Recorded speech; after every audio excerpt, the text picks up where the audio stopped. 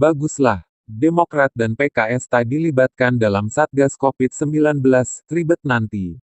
Sebagai upaya untuk membantu pemerintah dalam menghadapi pandemi virus corona di Indonesia, DPR RI baru saja membentuk Satgas lawan COVID-19. Ketua DPR RI Puan Maharani mengatakan, Satgas tersebut akan membantu percepatan penanganan COVID-19 di setiap daerah. Tugasnya antara lain menghimpun dan mengoordinasikan sumbangan dari para donatur, baik dari anggota DPR maupun masyarakat.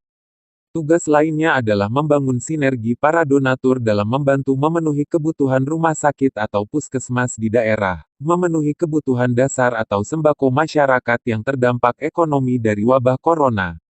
Semua ini tidak menggunakan anggaran DPR sama sekali. Satgas COVID-19 tidak menerima sumbangan dalam bentuk uang, hanya dalam bentuk alat kesehatan, masker, APD, ventilator, dan alat pendukung medis lainnya, dan langsung didistribusikan ke rumah sakit rujukan, puskesmas, dan kelurahan. Akan tetapi ada satu hal yang menarik. Tidak semua fraksi partai dilibatkan dalam pembentukan Satgas ini. Fraksi yang tak dilibatkan adalah Partai Demokrat dan PKS. Menurut analisis saya, ada alasan kenapa dua partai ini memang lebih baik tidak dilibatkan.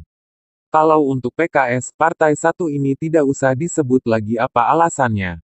Partai yang menjadi oposisi abadi dan akan selalu berseberangan dengan pemerintah. Bukan itu alasan utamanya. Partai ini adalah biang kerok kegaduhan, mencari sensasi dengan memanfaatkan rakyat dan agama. Partai ini bermulut manis tapi isi di dalamnya pahit dan penuh kemunafikan. Jadi sangat wajar, bahkan sangat layak kalau partai ini tak dilibatkan sama sekali. Kalau dilibatkan, partai ini mungkin akan menjadi duri dalam daging yang akan menyulitkan koordinasi dan kerja. Malah nanti kacau balau karena membuat manuver yang tidak perlu. Sedangkan untuk Demokrat, kalau menurut saya, sebenarnya awalnya tidak ada masalah. Tapi belakangan ini, dengan turun gunungnya mantan presiden yang serba prihatin itu, politik menjadi menghangat. Statemen dan pidatonya, seperti yang sudah bisa ditebak, selalu tendensius menggiring opini publik dan cenderung bikin kemeriahan yang menggelikan. Istilahnya kontroversi. Di saat dia turun gunung, di saat itu akan ada sedikit gejolak efek dari ucapannya. Tampil bak pemimpin yang bijaksana. Dia menyentil soal ancaman bui kepada para penghina kepala negara. Dia juga mengkritik Perpu Corona. Entah apa maunya saat mengkritik sesuatu yang tidak ada kaitan dengannya sama sekali. Mungkin benar kata orang, post-power syndrome kembali kambuh. Sudah lama pensiun jadi presiden, jadi rindu dan ngidam sehingga terpaksa turun gunung dan bermain presiden-presidenan. Nafsu berkuasa masih tetap ada, dan terlihat jelas dari diorbitkannya AHY. Bukan hanya itu, beberapa kadernya pun ikut-ikutan memancing di air keruh. Nyinyir, kritik tak jelas, seolah mereka melakukannya dalam satu komando, satu instruksi dan satu arahan.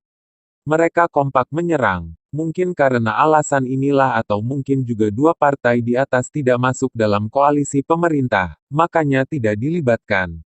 Dan ini adalah langkah yang bagus. Oposisi atau partai yang suka bikin ulah hanya akan membuat pekerjaan jadi berantakan, karena niatnya bukan untuk membantu, tapi nyinyir.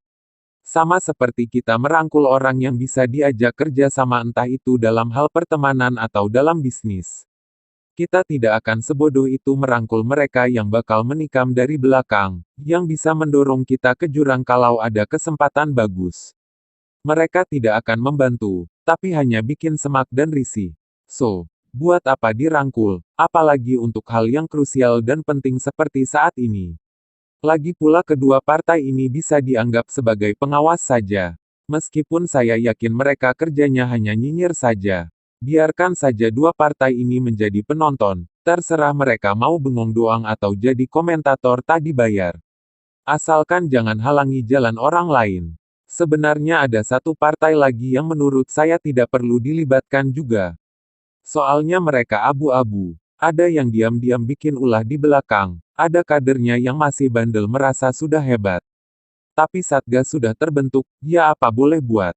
Bagaimana menurut Anda?